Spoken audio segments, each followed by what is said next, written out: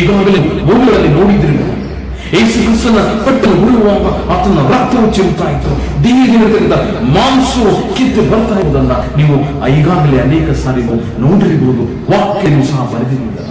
ಪಿಲಾತನು ಯೇಸುವನ್ನ ಕೊರಡಿಯಿಂದ ಕೊಡಿಸ್ತೀನಿ ಎಂಬುದಾಗಿ 18ನೇ ಅಧ್ಯಾಯ 24 ನೋಡಿ, ಆಗ ಅಲ್ಲನು ಆತನನ್ನ ಕಟ್ಟಿಸಿ ಮಹಾಯಾಜಕನ ಕಾಯಕನ ಬಳಿಗೆ ಕಳುಹಿಸಿಕೊಟ್ಟರು ಎಂಬುದಾಗಿ. ಆತನನ್ನ ಕಟ್ತಾ ಇದ್ದಾರೆ, ಯೇಸು ಸ್ವಾಮಿಯನ್ನ ಓಲೆಕಾರನ ಹೊಡೆದ ಮೇಲೆ ಆತನನ್ನ ಕಟ್ತಾ ಇದ್ದಾರೆ, ಕೊಟ್ಟಿ ಮಹಾಯಾಜಕನ ಬಳಿಗೆ ಕಳಿಸಿಕೊಡ್ತಾರೆ. ಯಾಕೆ?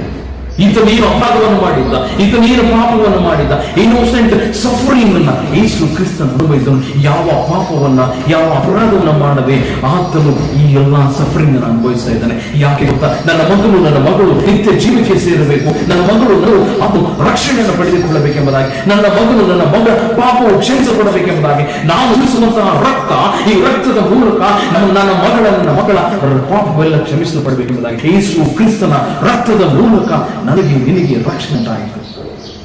ಮರೆತು ಹೋಗ್ತಾ ಇದೆಯಾ?